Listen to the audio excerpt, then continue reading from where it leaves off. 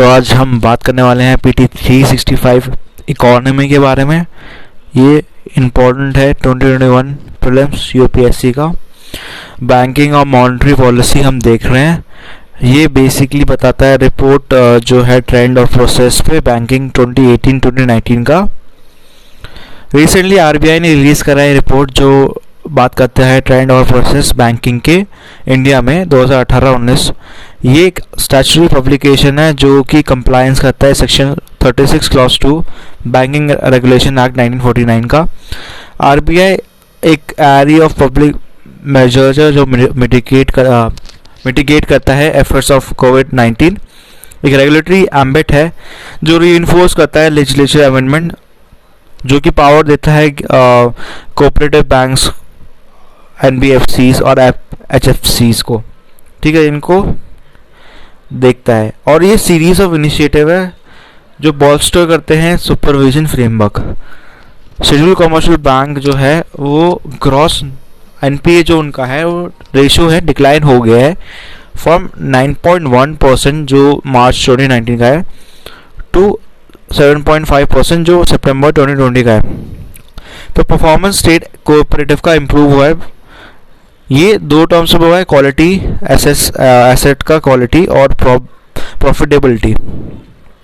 Recovery process एक traction में resolve हुआ है लार्ज अकाउंट्स का, जैसे आईबीएफ। तो अब लोग किसके थ्रू रिजॉल्व हुए हैं, रिकवर हुए हैं? आईबीसी के थ्रू। इंसॉल्वेंसी बैंक्रप्सी कोड होगा ये, और SARFAESI act. Most payment banks जो है वो उनका जो प्रॉफिटेबल है, उनका जो सोर्स ऑफ इनकम है वो स्ट्रेन में आ चुका है, और क्योंकि यहाँ पे अनएम्प्लॉयमेंट बढ़ गई है और रिवर्स माइग्रेशन हो चुका है इसी वजह से। एनबीएफसी अभी भी रेजिलिएंट है विद स्ट्रॉन्ग कैपिटल बफर।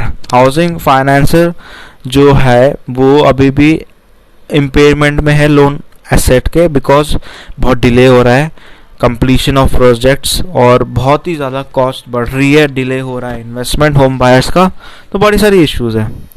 2.2 बात करता है चेंजेस जो बैंक लाइसेंसिंग फ्रेमवर्क में है। रिसेंटली आरबीआई ने इंटरनल वर्किंग ग्रुप ने सजेस्ट करा है कि हमें रिवाइज करना चाहिए लाइसेंसिंग नॉर्म्स जो बैंकिंग इंडस्ट्री को होता है। बैंकिंग लाइसेंस क्या है? ये बैंकिंग रेगुलेशन एक्ट 1949 है। इसमें बात करता है कि कोई भी कंपनी इंडिया में अगर वो बैंकिंग बिजनेस कर रही है, अनलेस वो एक लाइसेंस होल्ड कर रही है जो कि इशू होते हैं on the behalf of RBI. क्या सजेस्टेड चेंजेस है आईडब्ल्यूजी के? यहाँ पे लार्ज कॉर्पोरेट और इंडस्ट्रियल हाउसेस अलाउड हैं as a promoters of bank, जो well run large non banking finance companies है, एनबीएफसी है, जिनका एसेट 50,000 करोड़ से ज़्यादा है, वो कंसिडर कर सकते हैं कन्वर्जन बैंक्स में। और क्या रिपोर्टेड है और रिपोर्ट्स है जो हम देख सकते हैं? स्मॉल फाइनेंस बैंक और पेमेंट बैंक कन्वर्ट कर सकते हैं स्मॉल फाइनेंस बैंक में। कैपिंग ऑफ बैंक इन्वेस्टमेंट जो नए हैं उनका जो एग्जिस्टिंग एंटिटी होगा वो 20% का होगा। नीड फॉर द स्टेप है कि हमें थ्रेट करना चाहिए सिस्टमेटिक रिस्क, हाईलाइट करना चाहिए जो IL&FC का क्राइसिस चल रहा है, DHFL के क्राइसिस चल रहा है, अलाउ करने चाहिए लार्ज एनबीएफसीज को कि वो बैंक्स बन जाए, ठीक है। और इमर्जेंस होनी चाहिए फिनटेक सेक्टर की, जो कि कोऑपरेशन के या ऑपरेशन के बीच में होना चाहिए। बैंक्स, एनबीएफसी और फिनटेक स्टार्टअप सीमलेस होना चाहिए। नेक्स्ट जो न्यूज़ है वो स्मॉल न्यूज़ है पर इम्पोर्टेंट है कि बैंकिंग लाइसेंस जो है वो लार्ज कोऑपरेटिव हाउसेस का, ठीक है। यहाँ पे पोटेंशियल क्या है, बेनिफिट क्या है? ये रिकैपिटलाइजेशन करती है, री एंट्री लाती है इंडिया के बैंकिंग सेक्टर में, ग्रेटर कंपटीशन आता है, डाइवर्सिटी ऑफ बैंकिंग डिपॉजिटर्स आते हैं। पोटेंशियल चैलेंज क्या है कि ये प्रॉब्लम कनेक्टेड लैंडिंग पे है और सर्कुलर बैंकिंग जो रेफर कर रहा है बिलो, और कॉर्पोरेट गवर्नेंस और फाइनेंशियल स्टेबिलिटी कंसर्न इसमें बहुत है। बैंकिंग लाइसेंस फॉर एनबीएफसीज बहुत इंपॉर्टेंट है। ये भी ये एड्रेस करता है जो मिसमैच हो रहे हैं उनके एसेट लायबिलिटीज़ में, जो कि हाईलाइट हुआ है IL&FS क्राइसिस। हमें पता ही है बहुत डूबे पड़े हैं एनबीएफसीज ये। पोटेंशियल चैलेंज क्या है कि जो कॉस्ट है वो बहुत लग जाएगी और पॉसिबल रिलेक्टेंस है एनबीएफसी की तरफ से, नॉन बैंकिंग फाइनेंस सेक्टर का ऑब्वियसली। ठीक है, यहाँ पे अभी पोटेंशियल बेनिफिट पे आप देख सकते हो कि increase access to depositors for NBFC हो सकता है और अपॉर्चुनिटी बन सकती है, पर इसका मतलब चैलेंज ये है कि पुअर परफॉर्मेंस है एनबीएफसी की जो पहले है। अच्छा, ये जो डायग्राम है ये बेसिकली पोटेंशियल चैलेंज का है जो कनेक्टेड लेंडिंग और सर्कुलर बैंकिंग का दिखा रहा है।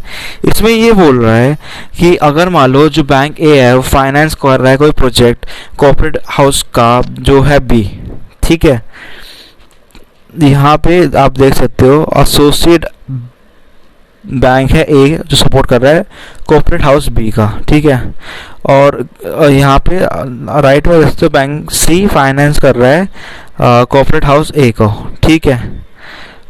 तो यहाँ पे और बैंक बी है जो आप डार्क में देखते हो एसोसिएट बैंक बी फाइनेंस कर रहा है कॉर्पोरेट हाउस सी को, तो ये कनेक्टेड लैंडिंग हुई, तो ये एक तरह से सर्कुलर शेप में बन रहा है। आप देखो तो वैसा कि एक बैंक दूसरे को फाइनेंस कर रहा है, एक बैंक दूसरे को कर रहा है, तो ये एक प्रॉब्लम क्रिएट हो जाती है इधर। रिलेटेड न्यूज़ क्या है, यहाँ पे डोर स्टेप बैंकिंग सर्विसेज बनी है जो ईज करती है, इन्वेस्टर्स करती है ईज को, enhance access and service excellence, reforms लाती है, कन्वीनियंस जो बैंकिंग सर्विस होते हैं कस्टमर्स को डोर स्टेप पे मिलती है। ये प्रोवाइड करता है यूनिवर्सल टच पॉइंट जैसे कॉल सेंटर हो गया, वेब पोर्टल हो गया। ईज रिफॉर्म एजेंडा हो सकता है पब्लिक सेक्टर बैंक्स का जो लॉन्च हुआ था 2018 में। ये इंस्टलाइज करता है क्लीन और स्मार्ट बैंकिंग को, कैपिटल इंफ्यूजन लाता है पीएसबी को जो डिपेंडेंट है पीएसबी परफॉर्मेंस जो रिसेंट रिफॉर्म्स थीम में थे। ईच रिफॉर्म्स इंडेक्स जो मेजर करता है परफॉर्मेंस ईच पीएसबी का होता है, उसमें 120 ऑब्जेक्टिव मैट्रिक्स होते हैं जो 6 थीम्स का क्रॉस होता है। ये प्रोवाइड करता है पीएसबी एक कंपैरेटिव इवैल्यूएशन बेंचमार्क को और रिफॉर्म्स लाता है रिफॉर्म्स एजेंडा पे। यहाँ पे आप देख सकते हो कस्टमर रिस्पॉन्सिवनेस है, रिस्पॉन्सिबल बैंकिंग है, क्रेडिट ऑफ टेक है, पीएसबी और उद्यानी मित्रा है स्कीम कोई है, insuring outcome HR, deepening financial inclusion and digitisation. 6 themes है, ये इंपॉर्टेंट है। नेक्स्ट जो न्यूज़ है हमारी स्क्रीन पे वो है बैंकिंग रेगुलेशन अमेंडमेंट 2020, बहुत इंपॉर्टेंट है। ये भी रिसेंटली पार्लियामेंट ने पास करा है इस रेगुलेशन को। ये प्रोटेक्ट करता है डिपॉजिटर्स को, जो कोऑपरेटिव बैंक से एम्पावर करता है आरबीआई को कि वो रेगुलेट कर सकता है कोऑपरेटिव सोसाइटीज़ को। बहुत इंपॉर्टेंट है। कोऑपरेटिव सोसाइटी क्या है, ये एक फाइनेंशियल एंटिटीज़ होती हैं जो इस्टेब्लिश होती है कोऑपरेटिव बेसिस पे और बिलोंग करती है कुछ सर्टन मेंबर्स पे। ये इसका मतलब ये है जो कस्टमर्स है कोऑपरेटिव्स के वो भी ओनर्स हैं, ठीक है। ब्रॉडली अर्बन और रूरल बेस में होते हैं कोऑपरेटिव्स। अर्बन कोऑपरेटिव बैंक जो रजिस्टर होते हैं कोऑपरेटिव सोसाइटीज अंडर प्रोविजन या तो स्टेट कोऑपरेटिव्स हो सकते हैं या मल्टी स्टेट कोऑपरेटिव एक्ट 2002 के अंडर होते हैं। रेगुलेशन यूसीबी का स्प्लिट होता है आरबीआई और सेंट्रल गवर्नमेंट के द्वारा, जहां पे स्मॉलर कोऑपरेटिव बैंक्स जो डिवाइड होते हैं national bank for agriculture rural development और स्टेट गवर्नमेंट। रजिस्ट्रेशन और मैनेजमेंट रिलेटेड एक्टिविटीज़ जो गवर्नमेंट होती है रजिस्टर्ड फॉर कोऑपरेटिव सोसाइटीज़ जो बेसिकली यूसीबी का केस होता है, ऑपरेट करते हैं स्टेट और सेंटर आरसीएस में। ये बेसिकली मल्टी स्टेट यूसीबीज का होता है। यहाँ पे की फीचर्स क्या हैं, ये एक्ट रिप्लेस करता है बैंकिंग रेगुलेशन ऑर्डिनेंस को 2020 का। इशुएंस करता है शेयर्स और सिक्योरिटीज़ का कोऑपरेटिव्स का, मेंबर्स को करता है और पर्सन जो रिसाइड कर रहे हैं विद इन द ऑपरेशन, और वहाँ पे अप्रूवल चाहिए होता है आरबीआई का। ये एग्जाम करता है power to exam cooperatives. RBI exam कर सकता है कोऑपरेटिव बैंक्स को या कोई भी क्लास को कुछ सर्टन प्रोविजन नोटिफिकेशन के थ्रू। सुपर सेशन क्या है बीओडी का, यहाँ पे आरबीआई सुपरसीड कर सकता है बोर्ड ऑफ डायरेक्टर्स को जो मल्टी स्टेट कोऑपरेटिव्स के अंडर आते हैं 5 साल के कुछ सर्कमस्टांसेस पे। इन केस कोई कोऑपरेटिव रजिस्टर्ड है कोऑपरेटिव सोसाइटीज स्टेट के साथ, आरबीआई सुपरसीड कर सकता है बीओडी के द्वारा जो कंसल्ट कर सकता है कुछ कंसर्न स्टेट गवर्नमेंट। ये एक्ट अलाउ करता है सेंट्रल बैंकों की वो इनिशिएट कर से कुछ स्कीम्स जो कि इम्पोर्टेंट है bank without placing it under moratorium. कोई भी सेंट्रल बैंक अगर इम्पोज कर रहा है या लेंडर नहीं आ रहा कोई भी ग्रांट कोई भी लोन में या इन्वेस्टमेंट किसी भी क्रेडिट पे through instrument during moratorium tenure. Exclusion क्या है, ये एक्ट अप्लाई नहीं करता सर्टन कोऑपरेटिव सोसाइटीज़ में। ये प्राइमरी एग्रीकल्चर क्रेडिट सोसाइटीज़ के बारे में बात कर रहा है, PACS, cooperative land mortgage banks के, और कोई भी कोऑपरेटिव सोसाइटीज़ के एक्सेप्ट दो स्पेसिफाइड है एक्ट के अंदर। यहाँ पे RBI recently cyber security vision framework UCB के बारे में बात करता है। ये एनहांस करता है साइबर सिक्योरिटी पोस्चर जो यूसीबी सेक्टर का है, और ये इवॉल्व करता है आईटी और साइबर थ्रेट एनवायरनमेंट को। ये एक 5 पिलर स्ट्रैटेजिक अप्रोच है गार्ड जिसका नाम है, वो है governance, oversight, utile technology investment, appropriate regulation supervision और रोबस्ट कोलाबोरेशन, और बड़ी सारी चीज़ होती है। आरबीआई यूसीबी पूछ सकता है आरबीआई पूछ सकता है जो अर्बन कोऑपरेटिव बैंक्स को कि इम्प्लीमेंट करें सिस्टमैटिक बेस्ड एसेट क्लासिफिकेशन एसबीएसी। एसबीएसी का मतलब है एसेट क्लासिफिकेशन जो होता है, डाउनग्रेड भी हो सकता है, अपग्रेड भी हो सकता है। कंप्यूटराइज सिस्टम होता है बैंक का जो ऑटोमेटिक मैनर में होता है आउटगोइंग बेसिस पे। ये एम करता है इम्प्रूव करता है एफिशिएंसी, ट्रांसपेरेंसी, इंटीग्रिटी, बड़ी सारी चीज़ें। यूसीबी का जो टोटल एसेट है 1000 करोड़ होता है, उससे ज़्यादा भी हो सकता है, ताकि वो इम्प्लीमेंट करे एसबीएसी। रीजनल रूरल बैंक जो है आरआरबीएस, आरबीआई अलाउ करता है आरआरबीएस को कि वो एक्सेस करे liquidity adjustment facility, LAF marginal standing facility MSF, और कॉल और नोटिस मनी मार्केट बात कर सकता है। एट प्रेजेंट आरआरबी जो परमिट नहीं है एक्सेस के लिए कि वो क्वालिटी विंडो आरबीआई का एज वेल एज जो नोटिस मार्केट है। रीजनल रूरल बैंक्स जो है आरआरबी सेटअप हुआ था स्टेट स्पॉन्सर्ड रीजनली बेस्ड और रूरल ओरिएंटेशन इंस्टीट्यूट जो रीजनल रूरल बैंक्स एक्ट 1976 के अंडर है। आरआरबीज जो रेगुलेट होते हैं आरबीआई सुपरवाइज होते हैं नाबार्ड के through. RRB jointly owned centre state concern और स्पॉन्सर्ड बैंक से जो इशू करते हैं कैपिटल शेयर जो कि प्रोपोर्शन होता है 50%, 15% और 35%। ठीक है, तो इसलिए इम्पोर्टेंट है। तो उसमें क्या क्या आता है, लैफ, एमएसएफ और कॉल या नोटिस मनी जो शॉर्ट टर्म के लिए होते हैं, समझ रहे हो। स्टेट स्पॉन्सर्ड होता है ये। और यहाँ पे आप देख सकते हो कि कैसे ये स्पॉन्सर्ड होता है। जो मैंडेट है आरआरबी का वो सर्व करता है क्रेडिट नीड्स को जो कि स्मॉल और मार्जिनल फार्मर्स के लिए होती है और एग्रीकल्चर लेबर्स और सोशो इकोनॉमिक वीकर सेक्शन के लिए होती है, ताकि उनको डेवलप कर सके, रीजनल इम्बैलेंस को ख़त्म कर सके और कुछ डेवलप कर सके मेजर जो रिस्ट्रिक्ट करे रूरल डिपॉजिट को अर्बन डिपॉजिट में। ठीक है, ये सेटअप हुआ था, बहुत इंपॉर्टेंट है। रिकमेंडेशन किसकी है, नरसिम्हा वर्किंग ग्रुप की 1975 में, जो कि उसके बाद एक रेगुलेशन आता है आरआरबी एक्ट 1976। इश्यूज जो फेस करा गया आरआरबी का वो इनएडिक्वेट फाइनेंस, हाई ओवरड्यूज और poor loan recovery, lack of technology, बड़ी सारी चीज़ें। लैफ क्या है, एक मॉनेटरी पॉलिसी है जो इनेबल करता है बैंक्स को कि बोरो करे कुछ मनी थ्रू रीपर्चेज एग्रीमेंट, जो कि होता है कोलैटरल के अगेंस्ट, जो गवर्नमेंट सिक्योरिटीज़ के अगेंस्ट होता है, जिसमें स्टेट गवर्नमेंट की सिक्योरिटी आती है और आरबीआई लेंड करता है यूजिंग रिवर्स रेपो कॉन्ट्रैक्ट्स। यहाँ पे एमएसएफ मार्जिनल स्टैंडिंग फैसिलिटी एक शॉर्ट टर्म बोरिंग होता है शेड्यूल्ड कमर्शियल बैंक के लिए। एमएसपी इंट्रोड्यूस हुआ था आरबीआई के लिए ताकि वोलेटिलिटी जो है ओवरनाइट लैंडिंग रेट का कम हो और ये स्मूथ करे जो मॉनेटरी ट्रांजैक्शन है या ट्रांसमिशन है फाइनेंशियल सेक्टर में। एमएसपी जनरली हायर होती है रेपो रेट से। कॉल नोटिस मनी मार्केट, ये बेसिकली इंपॉर्टेंट सेक्शन होता है इंडियन मनी मार्केट का। कॉल मनी मार्केट जो फंड है ट्रांसफ़र होते हैं ओवरनाइट बेसिस पे, और नोटिस जो मनी होता है बहुत शॉर्ट टर्म के लिए होता है, जैसे ट्रांजेक्शन जो होती है 2 से 14 दिन के अंदर हो जाती है।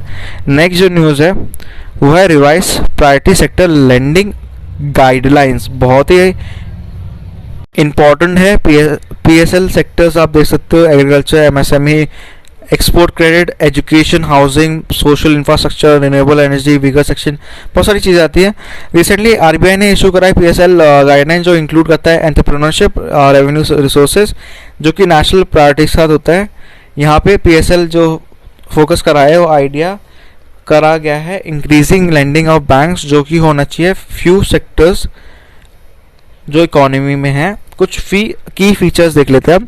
रेट ऑफ इंटरेस्ट जो बैंक्स पे है, जो डायरेक्टेड है किसके द्वारा, department of banking regulation RBI का, वो टाइम टू टाइम देखता है।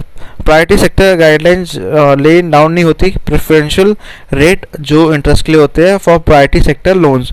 प्रोविजन जो पीएसएल अप्लाई करता है हर कमर्शियल बैंक में, वो इंक्लूड करता है RB, small finance bank, local area bank और प्राइमरी और कोऑपरेटिव बैंक, जो कि होता है salary earns bank licence, operate करता है इंडिया में आरबीआई के थ्रू। जितने भी शेड्यूल कमर्शियल बैंक्स और फॉरेन बैंक से मैंडेट होते हैं कि वो असाइड करें 40% एडजस्टेड नेट बैंक क्रेडिट, जो कि लेंड कर रहे हैं सेक्टर्स में। रीजनल रूरल बैंक्स जो कोऑपरेटिव बैंक्स है, स्मॉल फाइनेंस बैंक है, वो एलोकेट करता है 75% एएनडीसी पीएसएल को। टोटल पीएसएल टारगेट जो है अर्बन कोऑपरेटिव बैंक्स का, वो इंक्रीज करा गया है 40% से, जो एडजस्टेड नेट बैंक क्रेडिट पे है, टू 75%, जो कि 31 मार्च 2024 तक का है। Compliance of bank is a monetary on quarterly basis, ये इंपॉर्टेंट है, क्वार्टरली बेसिस पे होता है, मतलब आप क्वार्टरली बेसिस पे आपको रिलाई करना पड़ता है। शॉर्टफॉल क्या है पीएसएल टारगेट्स में, कि बैंक के जो शॉर्टफॉल है लेंडिंग प्राइवेट सेक्टर में एलोकेट होते हैं, उनका कंट्रीब्यूशन आरआईडीएफ पे होता है, जो कि नाबार्ड के थ्रू इस्टेब्लिश हुआ है, और बड़े फंड्स जो नाबार्ड जो डिसाइड करता है RBI time to time. Non achievement of priority sector और सब टारगेट्स भी देखा गया है, जो कि ग्रांट करते हैं रेगुलेटरी क्लियरेंस अप्रूवल, जो बड़े सारे पर्पस के लिए होते हैं। Priority sector lending certificate important है, ये पीएसएल सी मैकेनिज्म जो सेलर सेल करता है fulfilment of priority sector obligation, और बायर बाय करता है ऑब्लिगेशन जो ट्रांसफर नहीं करता। ये इनेबल करता है बैंक्स को कि अचीव करे प्रायोरिटी सेक्टर लेंडिंग और टारगेट और सब टारगेट्स जो परचेज होते हैं इंस्ट्रूमेंट का। ये इंसेंटिवाइज करता है सरप्लस बैंक को और अलाउ करता है उनको कि सेल करें अपना एक्सेस अचीवमेंट जो टारगेट्स के थ्रू होता है, और इन्हांस करता है lending two categories under priority sector. क्या चेंजेस आ चुके हैं पीएसएल गाइडेंस में, यहाँ पे आरबीआई ने रिकमेंडेशन दी है UK Sinha led expert committee को एमएसएमई एंटरप्राइज पे, और एमके जैन जो कि बेसिकली इंटरनल वर्किंग ग्रुप पे देखते हैं, और ताकि वो रिव्यू करें एग्रीकल्चर क्रेडिट को। कुछ साइलेंट फीचर्स हैं पीएसएल गाइडलाइंस के, वो देख लेते हैं। पहला है फ्रेश कैटेगरीज जो इंक्लूड करते हैं पीएसएल कैटेगरीज। बैंक फाइनेंस जो होता है 50 करोड़ से स्टार्टअप होता है। लोन जो फार्मर्स या इंस्टॉलमेंट का होता है सोलर पावर पैनल्स का। ग्रिड कनेक्टेड एग्रीकल्चर पंप्स, और सेटअप करता है कंप्रेस्ड बायोगैस प्लांट्स को। हायर वेटेज असाइन जो होता है इंक्रीमेंटल प्रायोरिटी सेक्टर लेंडिंग जो क्रेडिट पे होता है, वो आइडेंटिफाइड डिस्ट्रिक्ट पे होता है जहाँ पे प्रायोरिटी सेक्टर क्रेडिट कंपैरेटिवली लो होता है। Target prescribe for SMS, so target है प्रिस्क्राइब्ड है स्मॉल एंड मार्जिनल फार्मर्स और वीक सेक्टर्स जो है इंक्रीज हुआ है फेज माना में। हायर क्रेडिट लिमिट जो है स्पेसिफाइड है फार्मर प्रोड्यूसर ऑर्गेनाइजेशन एफपीओज में, और ये देखा जाता है आशोर्ड मार्केटिंग में जो प्री डिटरमाइंड प्राइस पे होता है। लोन लिमिट जो है रिन्यूएबल एनर्जी वो डबल हुई है। ये इंप्रूवमेंट लाता है हेल्थ इंफ्रास्ट्रक्चर में, जो क्रेडिट देता है क्रेडिट लिमिट देता है हेल्थ इंफ्रास्ट्रक्चर को, जिसमें आयुष्मान भारत भी डबल देखा गया है। स्मॉल फाइनेंस बैंक में क्या है, सेवरल एसएफबी जो है प्रिपेयर कर रहे हैं, लॉन्च कर रहे हैं इनिशियल पब्लिक ऑफरिंग।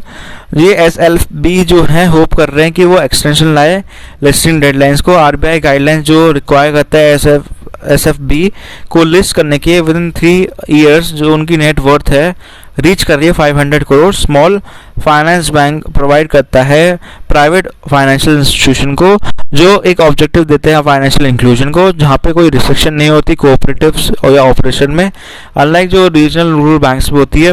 ये प्रोवाइड करते हैं एक बेसिक सर्विसेज एक्सेप्टिंग डिपॉजिट और लेंड करता है अनबैंक सेक्शन को, जैसे स्मॉल फार्मर्स को हो गया, माइक्रो बिजनेस एंटरप्राइज हो गया, MSME हो गया, अनऑर्गेनाइज सेक्टर एंटिटीज़ हो गया, कुछ ऑपरेशनल स्मॉल फाइनेंस बैंक्स हो गया जैसे उज्जवन SFB या जन लक्ष्मी SLB। ये प्रपोज करता है निकेतन मोर कमेटी RBI की, और यहाँ पे डिफरेंशिएटेड बैंकिंग सिस्टम जो क्रेडिट आउटरीच करता है, ये अनाउंस करता है एनुअल बजट 2014 का। तो डिफरेंस समझ लेते हैं पेमेंट बैंक और स्मॉल फाइनेंस बैंक का। कौन प्रमोट कर सकता है? Prepaid card issuers, telecom companies, NBFC, business correspondent, supermarket chains, corporate reality और बड़े सारे। स्मॉल फाइनेंस बैंक जो इंडिविजुअल और प्रोफेशनल होते हैं जिसका 10 साल का एक्सपीरियंस होता है। NBFC और micro finance local area banks. क्या करना चाहिए ये पेमेंट बैंक को? यहाँ पे मिनिमम कैपिटल 100 करोड़ का होना चाहिए, ठीक है। 75% डिपॉजिट गवर्नमेंट बॉन्ड्स में होना चाहिए, 25% होना चाहिए अदर बैंक्स में, एटलीस्ट 26% इन्वेस्टमेंट इंडियंस के थ्रू होना चाहिए, और नेटवर्थ जो लिस्टेड होनी चाहिए 500 करोड़ के अंडर होना चाहिए, 25 ब्रांचेस होने चाहिए, 25% ब्रांचेस होने चाहिए अनबैंक्ड एरियाज में, फुली नेटवर्क और डिजिटली टेक्नोलॉजिकल ड्रिवन होना चाहिए, और 1 लाख से एक कैप होना चाहिए डिपॉजिट का एक अकाउंट में। अगर बात करें स्मॉल फाइनेंस बैंक का, तो यहाँ पे भी पहला सेम है, मिनिमम कैपिटल 100 करोड़ का है। यहाँ पे 75% लोन जो प्राइवेट सेक्टर के लिए होते हैं, 25% अनबैंक्ड एरियाज के लिए होते हैं। मेंटेन रिजर्व होना चाहिए। यहाँ पे कैप लोन जो इंडिविजुअल या ग्रुप को देते हैं वो 10% है और 15% है नेटवर्थ का। बिजनेस कॉरेस्पॉन्डेंट नेटवर्क होना चाहिए। व्हाट दे कैन डू, ये पेमेंट बैंक की बात कर रहा है। इंटरनेट बैंकिंग दे सकता है, mutual fund, insurance, pension, bill payment services का दे सकता है, ठीक है। और ATM और बिजनेस कॉरेस्पॉन्डेंस, और फंक्शन कर सकता है BC ऑफ अनदर बैंक। यहाँ पे क्या है स्मॉल फाइनेंस बैंक का कि सेल कर सकता है फॉरेक्स कस्टमर्स को, म्यूचुअल फंड्स को दे सकता है, कन्वर्ट कर सकता है फुल फ्लेज बैंक्स में, एक्सपेंड कर सकता है कंट्रीज के क्रॉस, ट्रांसफर कर सकता है फुल फ्लेज बैंक्स में, बट अप्रूवल होना चाहिए RBI के थ्रू। वो क्या नहीं कर सकते payment bank? Credit card offer नहीं कर सकते, इंपॉर्टेंट है। लोन को एक्सटेंड नहीं कर सकते पेमेंट बैंक, हैंडल नहीं कर सकते क्रॉस बॉर्डर रेमिटेंसेस, और NRI डिपॉजिट को एक्सेप्ट नहीं कर सकते। यहाँ पे स्मॉल फाइनेंस बैंक नहीं कर सकते कि वो एक्सटेंड नहीं कर सकते लार्ज लोन, लार्ज फ्लोट नहीं कर सकते सब्सिडीज, और डील नहीं कर सकते सोफिस्टिकेटेड फाइनेंशियल प्रोडक्ट्स पे। नेक्स्ट जो न्यूज़ है उसका कुछ पार्ट मैं फिनिश करा देता हूँ आपको, क्योंकि वीडियो बहुत लंबी हो रही है। 2.7 restructuring recovery and management of stress asset. ये बात कर रहा है स्केल ऑफ स्ट्रेस एसेट या एसोसिएट क्राइसिस जो उनके साथ है। पहला आप पॉइंट देख सकते हो, SARFAESI securitisation and reconstruction of financial asset and enforcement of security interest act 2002 का। IBC है insolvency and bankruptcy code. Third है asset reconstruction companies corporate restructuring scheme जो सेक्शन 320 और 332 आते हैं कंपनीज एक्ट के अंडर। ये स्कीम प्रोसेस करती है डेबिटर इन पोजेशन, और स्कीम बाइंडिंग होती है कंपनी पे, और जितने भी क्रेडिटर्स है, शेयर होल्डर्स है। इन एडिशन बड़े सारे आइडियाज जैसे बैड बैंक्स हो गया, या प्रोविजंस ऑफ लोन्स हो गया, स्पेशल रेजोल्यूशन प्लान्स हो गया, कोविड-19 के अंडर वो भी दिखे गए हैं। 2.7.1 है सरफेसी एक्ट। 5 बेंच का एक कॉन्स्टिट्यूशन बेंच बनी थी सुप्रीम कोर्ट की, जिसने रिसेंटली कोऑपरेटिव बैंक्स में बोला था कि वो यूज़ कर सकते हैं सरफेसी को फॉर रिकवरी ऑफ डेप्ट्स और डिफॉल्टर्स, जो कि सीज कर सकते हैं, सेल कर सकते हैं एसेट, ताकि वो रिकवर करे लोन्स को। पार्लियामेंट ने अभी लेजिस्लेचर कॉम्पिटेंस प्रोवाइड करा है प्रोसीजर जो कि रिकवरी ऑफ लोन्स का होना चाहिए, CB, और जो आता है cooperative banks under SARFAESI. Recovery of dues जो है एसेंशियल फंक्शन है। यहाँ पे ये कवर करता है embed of entry 45 of union list.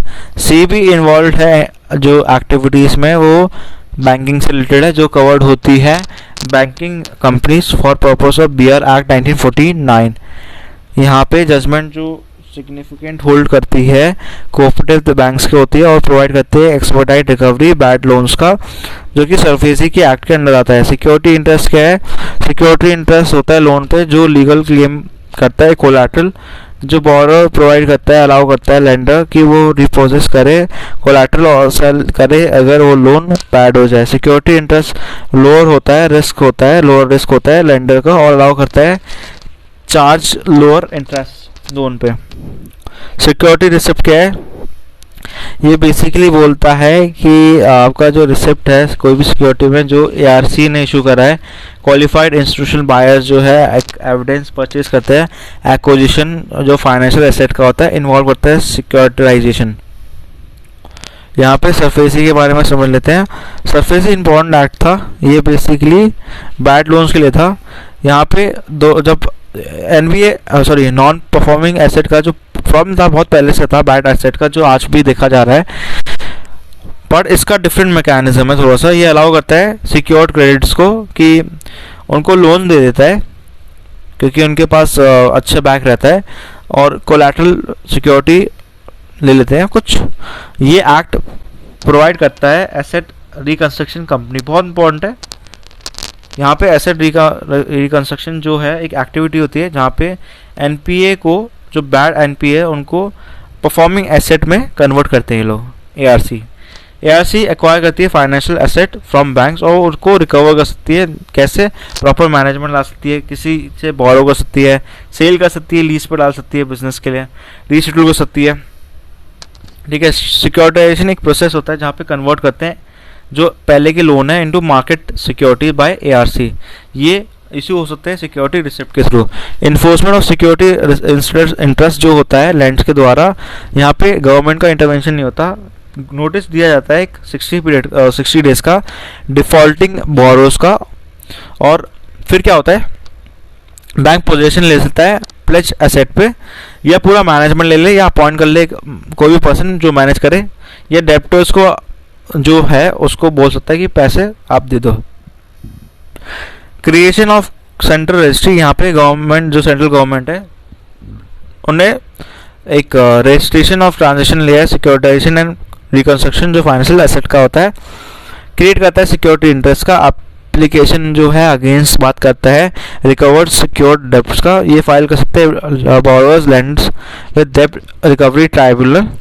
Appeal करता है डेब्ट रिकवरी अपीलेट ट्राइब्यूनल जो कि रिकवरी ऑफ डेब्ट due to banks and financial institution act 1993 under आता है। प्रोविजन जो है एप्लीकेबल नहीं है, वो है सिक्योरिटी इंटरेस्ट जो क्रिएट करते हैं एग्रीकल्चर लैंड पे।